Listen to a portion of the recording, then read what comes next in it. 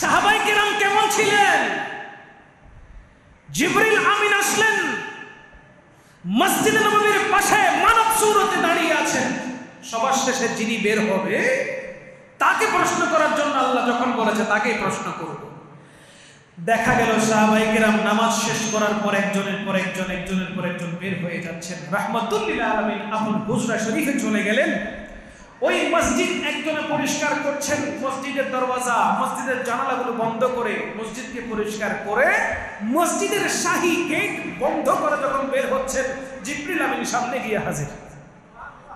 বলতে লাগলেন, আসসালামু আলাইকুম, আপনার সাথে কিছু কথা ছিল। তিনি বললেন, ওয়া আলাইকুম আসসালাম, জি কথা বলুন। বলে, এই মুহূর্তে হযরতে জিবরাইল আলাইহিস সালাম কোন জায়গায় আছে আমাকে বলতে হবে। তিনি চোখটাকে বন্ধ করলেন, বন্ধ করার পর খুলে বলতেছেন, তুমি জিবরিল। জোরে বলেন না সুবহানাল্লাহ। আউযু বিল্লাহি মিনাশ শাইতানির রাজীম। বিসমিল্লাহির রাহমানির রাহিম।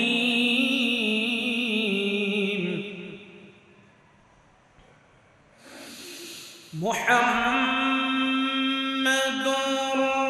রাসূলুল্লাহি ওয়াল্লাযীনা মা'আহু আশিদ্দাউ আলাল কুফফার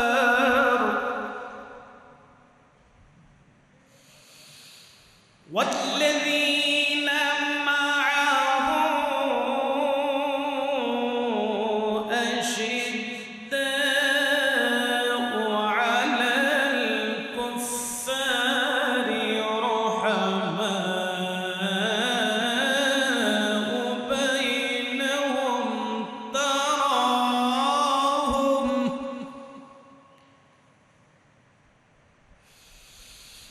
رحماء بينهم تراهم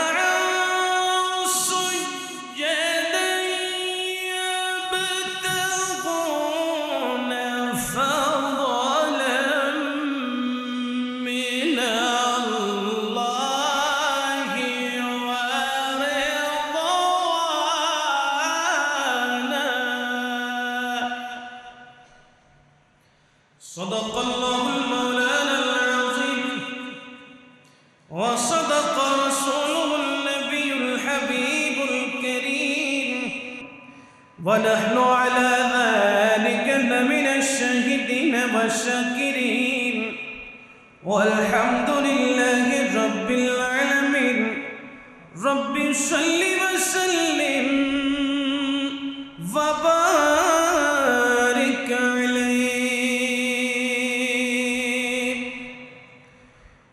আল্লাহ পাক রব্বুল আলামিনের আলিশান দরবারে হাজারো করোড়ো বেহদ বেশুমার শুকর গুজার করছি যে রব্বুল আলামিন এই বুজুর্গ মসজিদে জুমার নামাজ আদায়ের লক্ষ্যে উপস্থিত হওয়ার তৌফিক দান করেছেন। রব্বুল ইজ্জতের কুদরতি দরবারে শুকর গুজার করে একবার বলি আলহামদুলিল্লাহ। হুজুর পুরনূর সরকার দো আলম নূর মুজস্সম হুজুর সাল্লাল্লাহু তাআলা আলাইহি ওয়াসাল্লামকে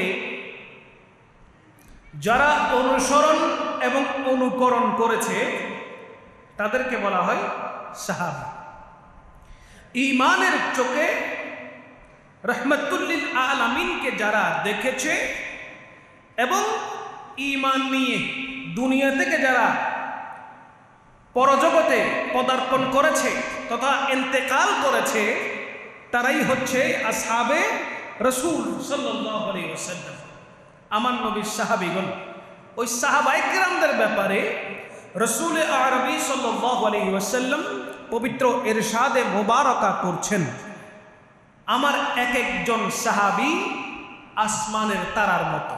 সুবহানাল্লাহ বলে, আসহাবি কান্নুজুম, আমার এক একটা সাহাবী আসমানের তারার মতন।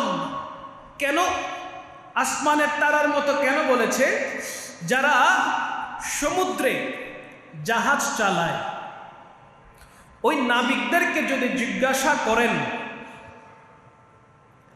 আমাদের তো রোড রয়েছে, গুগল ম্যাপ রয়েছে, ওই গুগল ম্যাপ দিয়ে রোড দিয়ে বিভিন্ন জায়গায় যাওয়ার সুযোগ আছে, কিন্তু আপনারা তো সমুদ্রে কোনো কুল কিনারা নাই, তো এই সমুদ্রের রাস্তা চিনেন কিভাবে? প্রত্যেক নাবিক বলবে আমাদেরকে রাস্তা চিনায় আসমানের তারা, আমাদেরকে রাস্তা চিনায় আসমানের তারা। আসমানের ওই তারাগুলো দেখে দেখে আমরা রাস্তার পূর্ব পশ্চিম উত্তর দক্ষিণ হিসেব করি, কোন দিকে যাব সেটা দিক নির্ধারণ করি আসমানের তারা দেখে।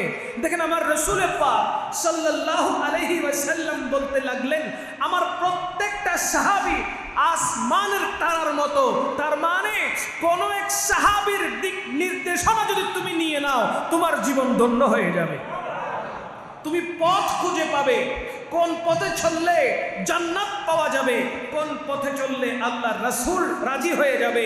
তুমি আমার সাহাবীদেরকে অনুসরণ করো, তুমি জান্নাতে যাওয়ার রাস্তা খুঁজে পেয়ে যাবে। বলেন না সুবহানাল্লাহ। তন্মধ্যে আফদালুল বাশার বাদাল আম্বিয়া হযরত সাইয়্যিদুনা খলিফাতুর রাসূল আবু বকর সিদ্দিক রাদিয়াল্লাহু তাআলা আনহু। কেমন সাহাবী? রাসূলুল্লাহ সাল্লাল্লাহু তাআলা আলাইহি ওয়া আলিহি ওয়াসাল্লামকে এক কথাই যিনি বিশ্বাস করে নিয়েছেন, নবী হিসেবে, রাসূল হিসেবে, আল্লাহর পয়গম্বর হিসেবে, দূত হিসেবে যিনি মেনে নিয়েছেন, তিনি সাইয়্যিদুনা সিদ্দিক আকবর। রাসূল পাক সাল্লাল্লাহু তাআলা আলাইহি ওয়াসাল্লাম মেরাজের রাত্রিতে মুহূর্তের মধ্যে যখন সব কিছু দেখে আল্লাহ পাকের সাথে ৯০,০০০ কালাম পড়ে আবার যখন পৃথিবীতে ফিরে এসেছেন, সর্বপ্রথম এই মেরাজের ঘটনা যিনি বিশ্বাস করে সিদ্দিক উপাধি পেয়েছেন, তিনি সাইয়্যিদুনা আবু বকর সিদ্দিক।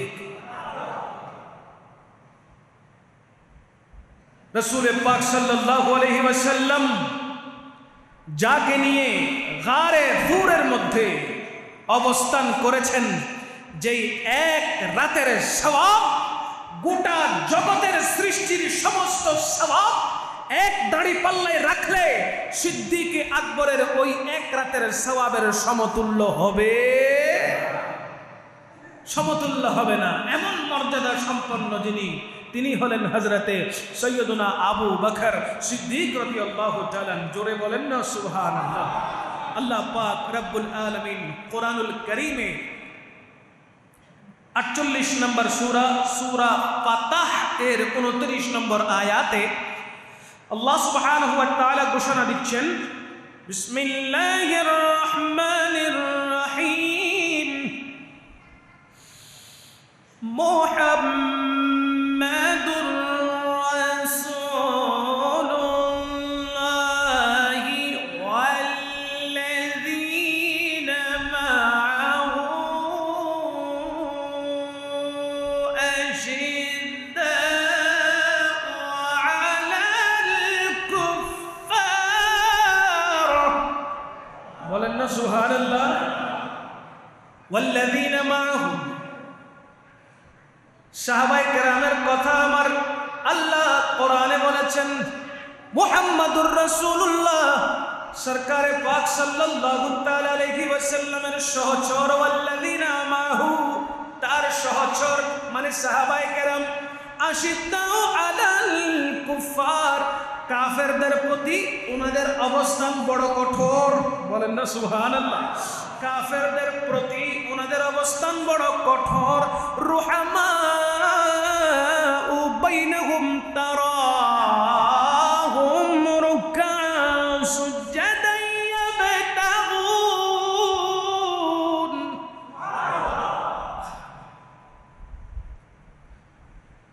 রুহামাউ বাইনহুম তারাহুম রুকআন সুজদান ইয়াবতাগুন, আপনি তাদেরকে রুকু এবং সিজদায় অবস্থায় দেখবেন।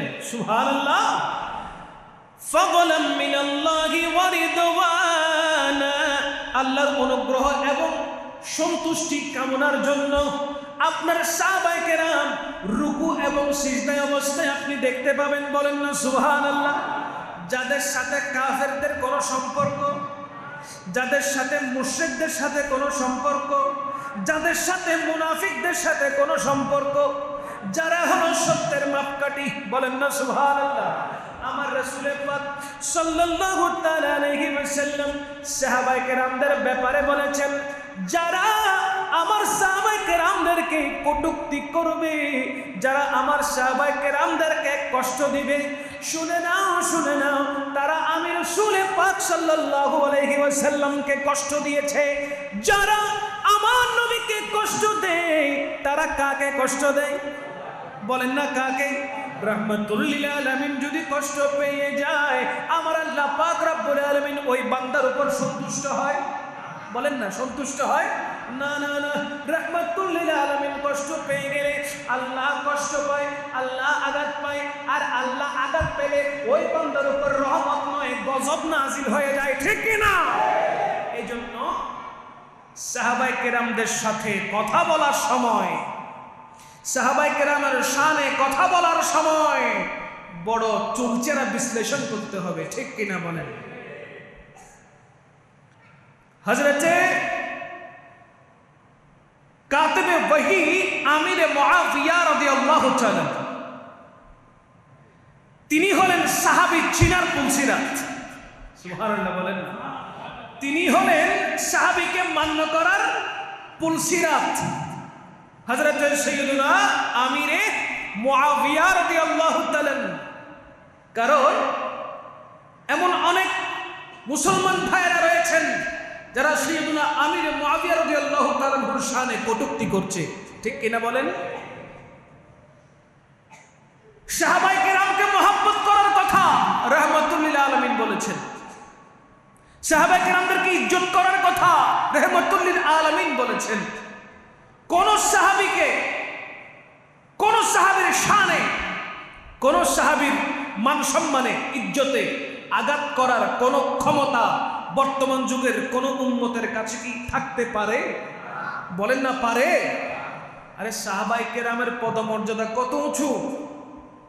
রাসূল পাক সাল্লাল্লাহু আলাইহি ওয়াসাল্লামের শান ও আজমত যারা করেছেন, ঈমানের চোখে যারা দেখেছেন, ওনাদের আজমত, ওনাদের সম্মান কত উঁচু! তাদের ঘোড়া, ওনারা যে ঘোড়া ব্যবহার করতেন, ওই ঘোড়া যে খুর জমিনে লেগেছে, যে জমিনে লাগার কারণে যে দুলিকণা বালু রয়েছে, ওই বালুর সমতুল্য আমরা হব না। কথা বলেন না, ঠিক কিনা?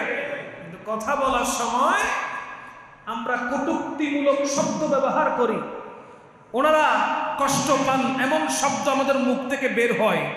এমন শব্দ যদি বের হয়ে যায়, মনে রাখবেন আল্লাহ পাক রব্বুল আলামিন সেটা কখনো সহ্য করবে? বলেন না, সেটা সহ্য করবে? তাই আমাদের সব সময় সাহাবায়ে কেরামদেরকে অন্তর আত্মা দিয়ে মোহাব্বত করতে হবে কি হবে না? আরো জোরে বলেন, হবে কি না? ভালোবাসি, ভালোবাসি প্রিয় নবীকে, ভালোবাসি প্রিয় নবীকে, আল্লাহ রাসূলকে মোরা ভালোবাসি, আল্লাহ রাসূলকে মোরা ভালোবাসি, তাই তো মোরা জান্নাতেরই অধিকারী। ভালোবাসি, ভালোবাসি প্রিয় নবীকে, ভালোবাসি,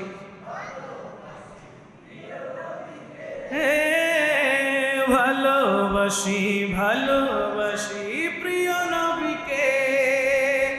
আমার নবীকে ভালোবাসি, আল্লাহকে ভালোবাসি, এবং সাহাবায়ে কেরামদেরকে ভালোবাসি, আহলে বাইত রাসূলদেরকেও আমরা ভালোবাসি, ঠিক কিনা? তাদেরকে মুহাব্বত করার নামই হলো ঈমান। তাদেরকে মুহাব্বত করার নাম কি? ঈমান। সাইয়্যিদনা আবু বকর সিদ্দিক রাদিয়াল্লাহু তাআলা যিনি রাসূল পাক সাল্লাল্লাহু আলাইহি ওয়াসাল্লাম বলতেই ফানা ছিলেন। রাসূল পাক সাল্লাল্লাহু আলাইহি ওয়াসাল্লামের নামের উপর তিনি কোরবান হয়ে যেতেন। রাহমাতুল লিল আলামিনের মুহাব্বতে, ভালোবাসায় সমস্ত কিছু যিনি বিলীন করে দিয়েছেন, কোনো কিছুই অবশিষ্ট যিনি রাখেন নাই, ওনার নামই হলো সিদ্দিকে আকবর। আমরা নিজের জীবনটাকে নিয়ে যদি চিন্তা করি, কজনে ক টাকা ইসলামের জন্য, দ্বীনের জন্য আমরা খরচ করেছি, কয় টাকা খরচ করেছি, হিসেব লাগালে পুরা জীবনের যদি হিসেব লাগিয়ে ফেলি আমরা দেখব, বুঝতে পারবো সময়টা দুনিয়া লোভের জন্য, দুনিয়া লাভের জন্য অতিবাহিত করে ফেলেছি, ঠিক না? সপ্তাহ, মাস, বছর, কিশোর, যৌবন সব শেষ করে দিয়েছি দুনিয়া লাভের আশায়, ঠিক কিনা বলেন? আর সাহাবায়ে কেরাম, বিশেষ করে হযরত সাইয়্যিদুনা আবু বকর সিদ্দিক রাদিয়াল্লাহু তাআলা, তিনি অকাতরে সবকিছু মুস্তাফার কদমে লুঠে দিয়েছেন দ্বীন এবং ধর্মের খিদমতে। জুড়ে বলেন না সুবহানাল্লাহ। সেই সিদ্দিক আকবর হযরতে আবু বকর সিদ্দিক রাদিয়াল্লাহু তাআলার শানে হযরতে ইবনে উমর রাদিয়াল্লাহু তাআলা বর্ণনা করছেন, যেটা সহিহুল বুখারী দ্বিতীয় খণ্ডের 518 নম্বর পৃষ্ঠায় নোট রয়েছে। বর্ণিত হচ্ছে, কুন্না নুখায়্যিরু বাইনান নাসি ফি জামানিন নবী সাল্লাল্লাহু আলাইহি ওয়াসাল্লাম فنخير أبا بكر ثم عمر بن الخطاب رضي الله تعالى ثم عثمان بن عفان رضي الله تعالى ثم علي بن سبحان الله। এটা সহিহ বুখারীর হাদিসে পাক রিওয়ায়াত হচ্ছে, রাসূল আরবি সাল্লাল্লাহু তাআলা আলাইহি ওয়াসাল্লামের জামানার মধ্যে কুন্না নুখায়্যিরু বাইনান নাস, মানুষের মধ্যে সর্ব উৎকৃষ্ট মানুষ রাসূল পাক সাল্লাল্লাহু আলাইহি ওয়াসাল্লাম, আম্বিয়া কেরাম ব্যতীত মানুষের মধ্যে সর্বোৎকৃষ্টতম মানুষ ফানুখায়্যিরু আবা বকর, সর্বপ্রথম হলো হযরতে আবু বকর সিদ্দিক রাদিয়াল্লাহু তাআলা, বলেন না সুবহানাল্লাহ। সুম্মা, এরপরে ওমর ইবনুল খাত্তাব রাদিয়াল্লাহু তাআলা, হযরতে ফারুক আযম, সুম্মা, এরপরে ওসমান ইবনে আফফান রাদিয়াল্লাহু তাআলা। চিৎকার দিয়ে বলেন না সুবহানাল্লাহ। বর্তমান জামানায় দেখা যায় সিদ্দিকে আকবরকে খলিফাতুর রাসূল, ইসলামের প্রথম খলিফা হিসেবে অনেকেই মানে না, ঠিক কি না? অথচ হাদিসে মুবারকার মাধ্যমে আমরা জানতে পারি সর্বপ্রথম খলিফার নাম হলো হযরতে আবু বকর সিদ্দিক রাদিয়াল্লাহু তাআলা, বলেন না সুবহানাল্লাহ। অনেকে মানে না, মানতে চায় না, অথচ হাদিসে পাকের মাধ্যমে স্পষ্টভাবে আমরা জানতে পারি সিদ্দিক আকবর হলো ইসলামের প্রথম, জুড়ে বলেন, সিদ্দিক আকবর হলো ইসলামের প্রথম, আর জুড়ে বলেন, সিদ্দিক আকবর হলো ইসলামের প্রথম। قال رسول الله صلى الله عليه وسلم ما طلعت الشمس ولا غربت على أحد أفضل من أبي بكر إلا أن يكون نبيا، বলেন سبحان الله। আমার রাসূল পাক সাল্লাল্লাহু তাআলা আলাইহি ওয়াসাল্লাম বলতে লাগলেন, পৃথিবীর মধ্যে নবীগণ ব্যতীত হযরতে সাইয়্যিদুনা আবু বকর সিদ্দিক রাদিয়াল্লাহু তাআলা আনহুর চেয়ে উত্তম আর দ্বিতীয় কেউ নাই। আমার নবী সরকারে পাক সাল্লাল্লাহু আলাইহি ওয়াসাল্লাম সাহাবায়ে কেরামদেরকে নিয়ে বৈঠক করছেন, কথোপকথন করছেন, ওয়াজ ও নসিহত করছেন। হঠাৎ আমার নবী রাহমাতুল লিল আলামিন ওই বৈঠকের মধ্যে হযরতে সাইয়্যিদুনা আবু বকর সিদ্দিক রাদিয়াল্লাহু তাআলার দিকে আঙ্গুল তাকিয়ে বলতে লাগলেন, ক্বালা রাসূলুল্লাহ সাল্লাল্লাহু আলাইহি ওয়াসাল্লাম মান আরাদা আন ইয়ানজুরু ইলা আতিকি মিনান নারি ফালইয়ানজুর ইলা আবি বকর, বলেন না সুবহানাল্লাহ। আমার রাসূল সাল্লাল্লাহু তাআলা আলাইহি ওয়াসাল্লাম প্রত্যেক সাহাবীকে দেখিয়ে দেখিয়ে বলতে লাগলেন, ও আমার সাহাবারা, দেখো দেখো, তোমরা যদি জাহান্নাম থেকে মুক্ত কাউকে দেখতে চাও তাহলে আমার সিদ্দিক আকবরের দিকে নজর করো। জাহান্নাম থেকে মুক্ত হয়েছে এমন কাউকে যদি তোমরা এখন দেখতে চাও, সিদ্দিক আকবরের দিকে নজর করো। জোরে বলেন না সুবহানাল্লাহ। যিনি আশারায়ে মুবাশশারার ভিতরে একজন, দুনিয়ায় থাকা অবস্থায় যিনি জান্নাতের শুভ সংবাদ পেয়েছেন, তিনি হযরতের সাইয়্যিদুনা আবু বকর সিদ্দিক রাদিয়াল্লাহু তাআলা। জোরে বলেন না সুবহানাল্লাহ। তো সে সিদ্দিক আকবরের শানে গুস্তাখি করা মানে, সেই সিদ্দিক আকবরের শানে কটূক্তি করা মানে আমার নবী খুশি হওয়া নাকি নারাজ হওয়া? আরে যে সিদ্দিকে আকবরকে জাহান্নাম পর্যন্ত ভয় করে, কে ভয় করে? জাহান্নামের কথা শুনলে আমরা ভয় পাই, কিন্তু জাহান্নাম ভয় করে সিদ্দিক আকবর। কিতাবে আসতেছে পুলসিরাতের উপরে, পুলসিরাতের নিচে কি বলেন না? জাহান্নাম। পুলসিরাতের নিচে কি? জাহান্নাম। ওই পুলসিরাত যেটা চুলের চাইতে চিকন, খুরের চাইতে ধারালো, ওই পুলসিরাতের উপরে এমন একজন শখসিয়ত উঠবেন পুল পার করার জন্য, নিচ থেকে জাহান্নাম চিৎকার দিয়ে বলবে, পুলসিরাতের উপরে কে আছো? তাড়াতাড়ি পার হয়ে যাও। পুলসিরাতের উপরে কে আছো? তাড়াতাড়ি পার হয়ে যাও।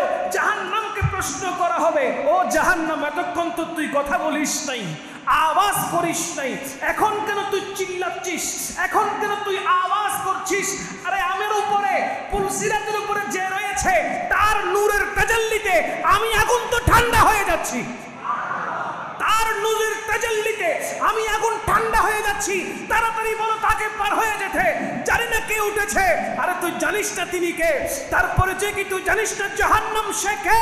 তিনি হলেন খলিফাতুর রাসূল হযরত সাইয়্যিদুনা আবু বকর সিদ্দিক রাদিয়াল্লাহু তাআলা, যার নূরের তাজাল্লিতে তুই জাহান্নাম পর্যন্ত ঠান্ডা হয়ে যাচ্ছিস। জাহান্নাম যার থেকে পানা চাই তিনি হযরত আবু বকর সিদ্দিক রাদিয়াল্লাহু তাআলা,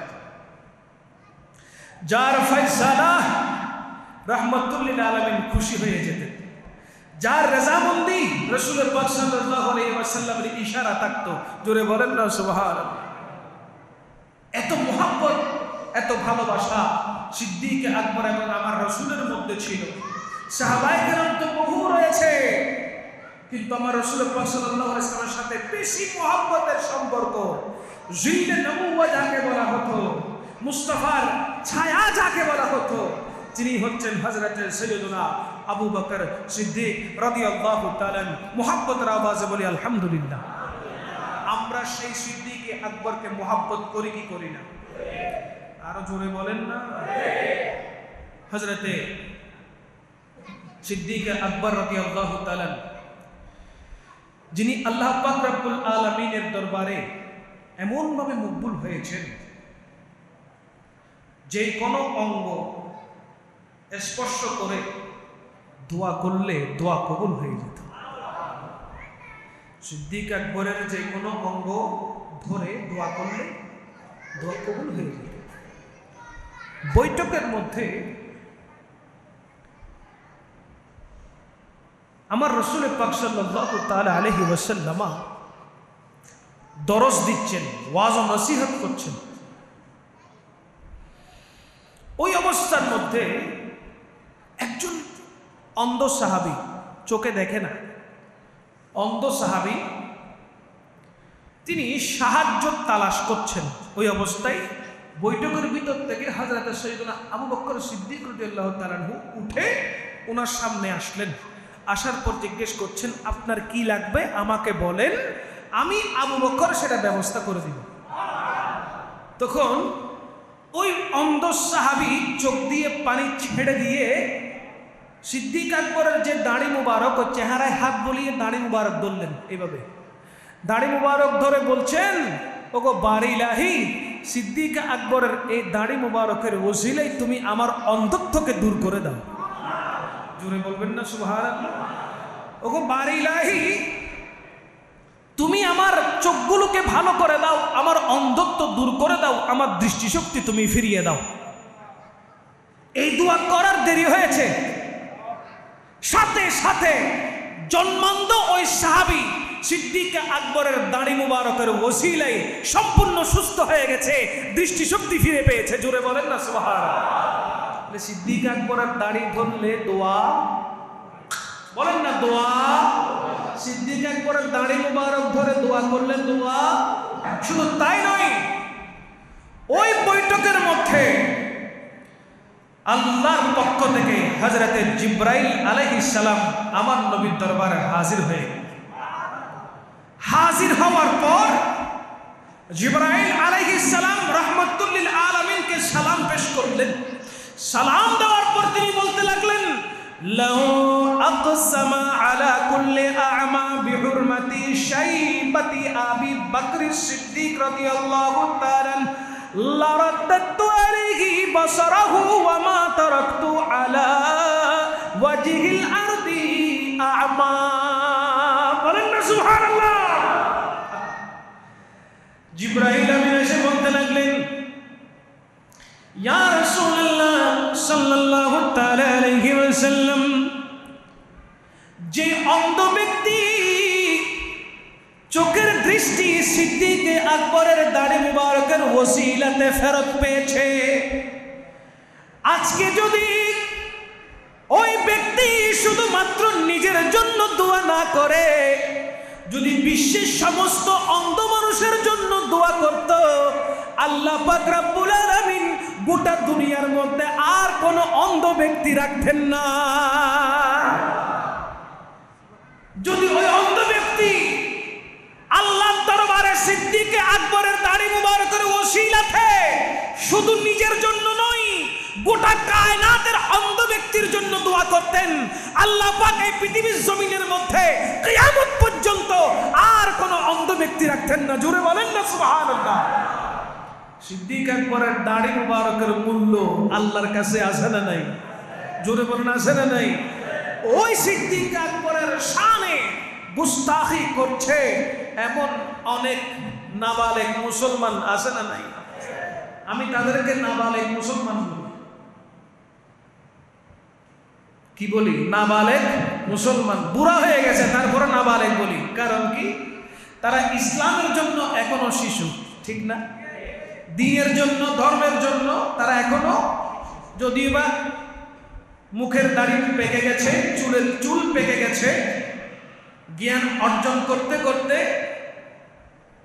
মোটা থেকে চিকন হয়ে গেছে, যদিও বা বড় পণ্ডিত হয়েছে, কিন্তু আমি এখনো বলবো তারা দ্বীন ইসলামের জন্য একদম শিশু, ঠিক কিনা? যদি শিশু না হতো তাহলে সিদ্দিক আকবরের শান ও মান বুঝতে পারত, সিদ্দিক আকবরের শানে গালিগালাজ করতে পারত না।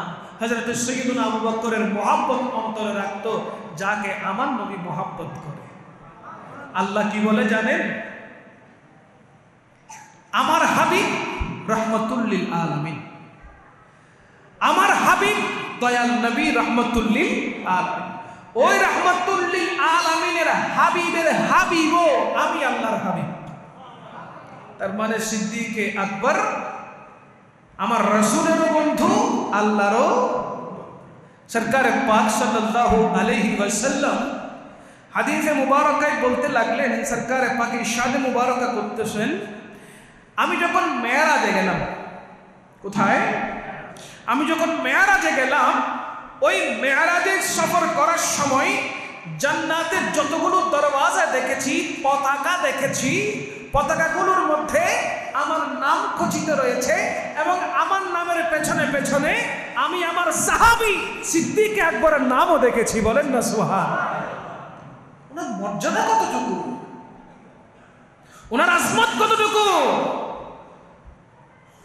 কেমন সম্মান আমার আল্লাহ সিদ্দিক আকবরকে দান করেছেন। হযরতে জিবরাইল আলাইহিস সালাম আল্লাহকে প্রশ্ন করে, আল্লাহ এত বিশাল বিশাল জান্নাত তুমি কেন তৈরি করেছ? এত বড় বড় জান্নাত কেন তৈরি করেছ? তোমার বান্দাগুলো তো ছোট, কারো 5 ফুট, কেউ 3 ফুট, কেউ আবার কেউ 26 ইঞ্চি বক্তা বাইরেছে, ঠিক না? ঠিক কিনা বলেন? 26 ইঞ্চি বক্তা, 36 ইঞ্চি বক্তা, আবার কেউ 3 দিনে 18,000 দাওয়াত নেই, আছে না নাই? কত বড় বাটফার দুনিয়াতে বাইরেছে দেখছেন? কত বড় বড় ধর্ম ব্যবসায়ী বাইরে ইঞ্জিতে শুধু, কিন্তু ব্যবসা করতেছে ধর্ম নেই, ঠিক কিনা? এরকম কোলাঙ্গারে এই দেশে আসে না নাই? এই দেশে বহুত কিছু হইতে পারে, কখন কি হয়ে যায় তার কোনো গ্যারান্টি। এমন এক দেশে বসবাস করছি, 26 ইঞ্চি 36 ইঞ্চি, এখনো ম্যাট্রিক পাস করে নাই, দাখিল পাস করে নাই, কিন্তু বড় বক্তা। বলেন না নাউজুবিল্লাহ। এগুলো হলো কিয়ামতের আলামত। কিসের আলামত? কিয়ামতের আলামত। ওই সমস্ত মূর্খদেরকে মসনদে বসানো হয়েছে, চেয়ারে বসানো হয়েছে, কত বুজুর্গ বুজুর্গ মানুষ সামনে বসে আছে, সে বক্তব্য দিচ্ছে। বলেন না নাউজুবিল্লাহ। আপনারা কি 26 ইঞ্চি দেখে খুশি নেই? কথা বলেন। 26 ইঞ্চি বক্তা দেখে খুশি? 36 ইঞ্চি বক্তা দেখে খুশি? 3 দিনে 18,000 মাহফিল আসে, এমন বক্তা, এমন কাজ্জাব, মিথ্যাচার করে, এই সমস্ত বক্তাদেরকে আপনারা কি ভালোবাসেন? বক্তা নামের কলঙ্ক, ঠিক কিনা বলেন? আল্লাহ এই সমস্ত মুনাফিক থেকে, ধোঁকাবাজ থেকে, বাটপার চিটার থেকে আমাদের ঈমানকে হেফাজত করুক, আমিন বলেন। বলতে চাচ্ছিলাম, হযরতে জিবরিল আমিন আমার আল্লাহকে প্রশ্ন করছেন, আল্লাহ, এত বিশাল বিশাল জান্নাত তুমি কেন তৈরি করেছো? এত বড় বড় জান্নাত কেন তৈরি করেছো? ছোট ছোট বান্দাগুলো এখানে থাকবে, তাদের জন্য জান্নাতের দরওয়াজা কত বড়। একটা জান্নাতের দরওয়াজার সাইজ কত বড় জানেন? জমিন থেকে আসমান পর্যন্ত। দরজা, শাহী গেট যেটা আসে জান্নাতে ঢোকার জন্য, ওই জান্নাতের দরওয়াজা একটা একটা পার্ট হলো জমিন থেকে অনেক ছোট, তাই না? বলেন না, ছোট না বড়? তো জিবরিল আমিন জিজ্ঞেস করে, আল্লাহ রে, এত বড় সাইজের দরওয়াজা আপনার ছোট ছোট বান্দাগুলোর জন্য কেন তৈরি করেছেন? এত বিশাল বিশাল জান্নাত কেন তৈরি করেছেন? বলে, কেন প্রশ্ন করছো? এই প্রশ্নটা কেন তোমার মাথায় আসলো? বলে, আল্লাহ, আমাকে যে পাখাগুলো আপনি দিয়েছেন, ওই ডানাগুলো দিয়ে আমি জান্নাতের এক প্রান্ত থেকে অন্য প্রান্তে যাওয়ার ইচ্ছা পোষণ করেছিলাম, উঠছিলাম ইচ্ছা মতো করে। 70,000 বছর উড়ার পরেও দেখতে পেলাম যে গাছ থেকে আমি উড়া শুরু করেছি, ওই গাছের ছায়াও পার করতে পারি নাই। জোরে বলেন না সুবহানাল্লাহ। তাহলে আপনার এই ছোট ছোট বান্দাগুলো, তাদের জন্য এত বিশাল ব্যবস্থা কেন? বলে, ঠিক আছে, তোমার এই উত্তর আমার বান্দাই দিবে। বলেন না সুবহানাল্লাহ।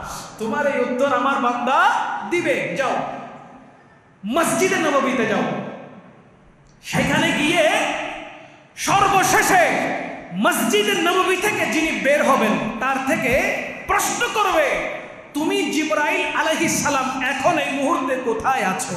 বলেন না সুবহানাল্লাহ।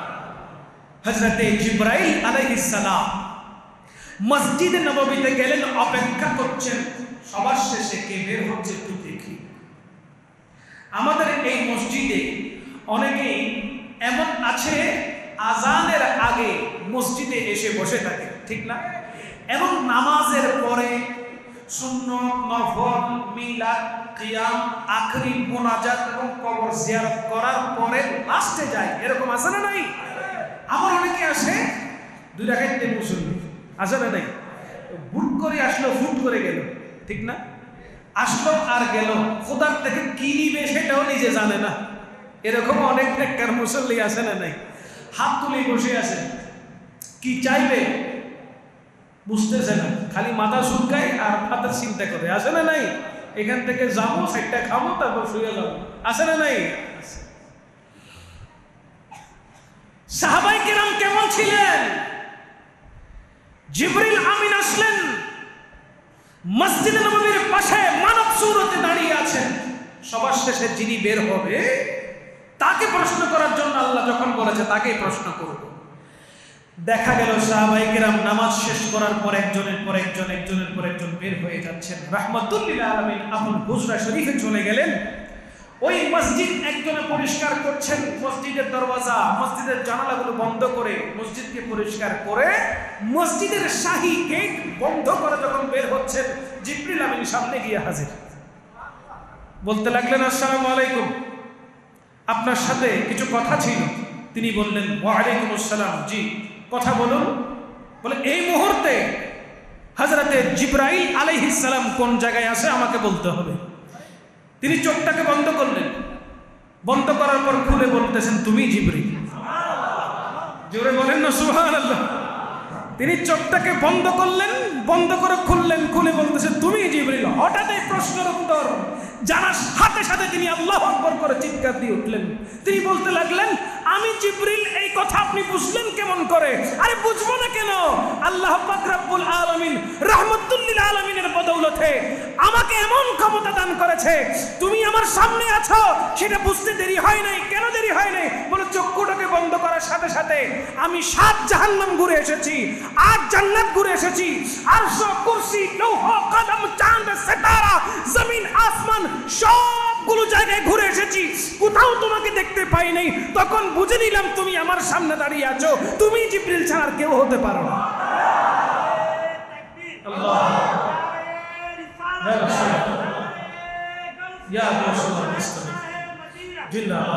দেখেন, এই কথা যখন জিবরিল আলাইহিস সালাম শুনলেন, অবাক হবে না? বলেন না হবে না? যে জিবরাইল আলাইহিস সালাম তার সমস্ত ডানা দিয়ে 70,000 বছর উড়ার পরেও জান্নাতের একটি গাছের ছায়া অতিক্রম করতে পারে নাই। সেইখানে মুহূর্তের ভিতরে যিনি জান্নাত দেখেছেন, তাও এক জান্নাত নয়, 8 জান্নাত দেখেছেন, 7 জাহান্নাম দেখেছেন, আরশ, কুরসি, লৌহ, কলম সব দেখে এসেছেন। সেখানে আমাকে খুঁজে না পেয়ে ওনার সামনে যে আমি আছি, চোখের পলকে কেমনে দেখলেন? আপনি কে? আপনার একটু পরিচয়টা দেন। কারণ আল্লাহকে গিয়ে বলতে হবে, আল্লাহ রে, তোমার বান্দাদের মধ্যে এমন এমন কতগুলো বান্দা রয়েছে, এমন ক্ষমতা তুমি তাদেরকে দিয়েছো যারা চোখের পলকে গোটা কায়নাতকে সায়ের করতে পারে। তখন তিনি বলতে লাগলেন, আরে আমি খলিফাতুর রাসূল সিদ্দিক আকবর। জোরে বলেন না সুবহানাল্লাহ। আমি হলাম নবীর গোলাম, আমি হলাম মুস্তাফার গোলাম, রাহমাতুল লিল আলামিনের গোলাম হযরত সাইয়্যিদুনা আবু বকর সিদ্দিক রাদিয়াল্লাহু তাআলা। যদি সিদ্দিক আকবরের এমন ক্ষমতা থাকে, আল্লাহ যদি সিদ্দিক আকবরকে এমন ক্ষমতা দান করে, একটু চিন্তা করেন তো আমার নবীজি রাহমাতুল লিল আলামিনের ক্ষমতা কেমন হতে পারে? ज़मीन मैली नहीं होती, ज़मन मैला नहीं होता, मोहम्मद के गुलामों का कफन मैला नहीं होता। ठीक ना? আমার নবীর গোলাম যারা, তাদের কাফনের কাপড়ে দাগ কবরে লাগাতে পারে। জোরে বলেন, কবরে লাগাতে পারে। এমন দয়াল নবী রাহমাতুল লিল আলামিন, যার উম্মত করে আল্লাহ আমাদেরকে এই ধরায় প্রেরণ করেছেন। শুধুমাত্র কাজ হলো ঈমানটা ঠিক রেখে বেশি বেশি নেক আমল করা। যদি বেশি নেক আমল করতে পেরেছেন, ফরজ নামাজের পাশাপাশি নফল নামাজ যদি পড়তে পেরেছেন, ফরজ রোজার পাশাপাশি নফল রোজা যদি আপনারা রাখতে পেরেছেন, তাহলে মনে করবেন জীবনটা ধন্য হয়ে গেছে। ঠিক না? আমল করলে সবচাইতে বেশি শান্তি ঈমানদারের লাগে। যারা আমল করে মজা পায়, যারা আমল করে শান্তি পায়, আমল করে আরো বেশি আমল করার ইচ্ছা জাগে, মনে করবেন আপনার সাথে হযরতে জিবরাইল আলাইহিস সালাম হাত মিলিয়েছে আর কোলাকুলি করেছে। আপনার সাথে জিবরিল আমিন হাত মিলাক, আমার সাথে জিবরিল আমিন হাত মিলাক, মুমিন মুসলমানদের সাথে জিবরাইল আলাইহিস সালাম হাত মিলাক, গলা মিলাক। এটা আমরা চাই কি চাই না? বলেন না, চাই কি না? চাইলে বেশি আমল করতে হবে, নেক আমল করতে হবে, ভালো ভালো আমলগুলো করতে হবে। করলে রাজি কে হবে? আল্লাহ তখন বলবে, আয়। সারা পৃথিবীর মানুষ যখন ঘুমাচ্ছে, তুই তখন মুসল্লায় দাঁড়িয়ে গেলি। সারা দুনিয়া যখন ঘুমিয়ে আছে, তুই তখন আমি আল্লাহকে রাজি করার জন্য জায়নামাজ বিছিয়ে আমি আল্লাহর দরবারে সিজদায় পড়ে আমি আল্লাহর কাছে চাচ্ছিস, তাহাজ্জুদ আদায় করছিস, সালাতুত তাসবিহ আদায় করছিস, ও ফেরেশতা আমার এই বান্দাকে কি করা যায়? তখন ফেরেশতারা বলবে, আল্লাহ যে বান্দা তোমার দিকে রুজু হয়ে আছে, ঝুঁকে আছে, সিজদা করে আছে, আল্লাহ তুমি তাকে মাফ করে দাও। সাথে সাথে ওই বান্দাকে মাফ করে দেন কে? জোরে বলেন কে? আমাদের বেশি বেশি নেক আমল করতে হবে, এমন ভাবে আমল করতে হবে কোনো রিয়া নয়, অহংকার নয়।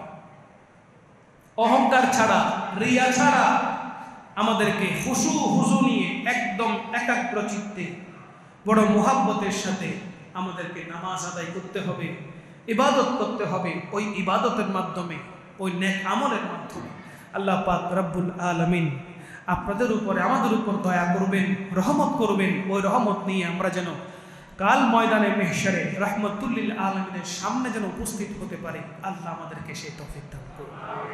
আর একটু জোরে আমিন। ইসলামে যে 4 খলিফা রয়েছেন তন্মধ্যে হযরত সৈয়দনা আবু বকর সিদ্দিক রাদিয়াল্লাহু তাআলা প্রথম খলিফা, কোন আপত্তি আছে? দ্বিতীয় হযরত উমর ফারুক আজম রাদিয়াল্লাহু তাআলা, কোন আপত্তি আছে? তৃতীয় হযরত উসমান জিন্নুরাইন রাদিয়াল্লাহু তাআলা। চতুর্থ খলিফা হযরত মওলা আলী মুশকিল কুশা কররামাল্লাহু ওয়াজহাহুল করিম, হযরত আলী রাদিয়াল্লাহু তাআলা। ঠিক কিনা? এই 4 জন বাই সিরিয়ালে এসেছে। এখানে অনেকেই মওলা আলীকে শুধু খলিফা মানে, বাকি 3 জনকে ইসলামের শত্রু মানে। বলেন না নাউজুবিল্লাহ। তারা কি ইসলামের শত্রু? যারা বুঝে না আল্লাহ তাদেরকে বোঝার তৌফিক দান করুন। হযরতে সৈয়দনা আবু বকর সিদ্দিক রাদিয়াল্লাহু তাআলা হুকে সিদ্দিকে আকবর যিনি বানিয়েছেন তিনি রাহমাতুল লিল আলামিন। হযরতে উমর ফারুক আজম রাদিয়াল্লাহু তাআলা হুকে ফারুক আজম যিনি বানিয়েছেন তিনিও রাহমাতুল লিল আলামিন। হযরতে উসমান রাদিয়াল্লাহু তাআলা হুকে জিন্নুরাইন যিনি বানিয়েছেন তিনি রাহমাতুল লিল আলামিন। হযরতে আলী রাদিয়াল্লাহু তাআলা হুকে মওলা আলী যিনি বানিয়েছেন তিনি রাহমাতুল লিল আলামিন। দেখেন হযরত সৈয়দনা আবু বকর সিদ্দিক রাদিয়াল্লাহু তাআলা তিনি সিদ্দিকে আকবর, দ্বিতীয় সিদ্দিকে আকবর আর কোন সাহাবীর মধ্যে খুঁজে পাওয়া যাবে? মনে রাখবেন প্রত্যেকেই সিদ্দিক, প্রত্যেকেই সত্যবাদী, প্রত্যেকেই সিদ্দিক, কিন্তু সিদ্দিক আকবর কয়জন? প্রত্যেকেই সিদ্দিক, প্রত্যেকেই সত্যবাদী।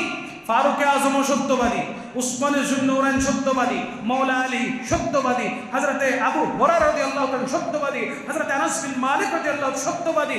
সমস্ত সাহাবায়ে কেরাম 1,40,000 আসহাবে রাসূলুল্লাহ প্রত্যেকেই সত্যবাদী, কিন্তু সিদ্দিকে আকবর কয়জন?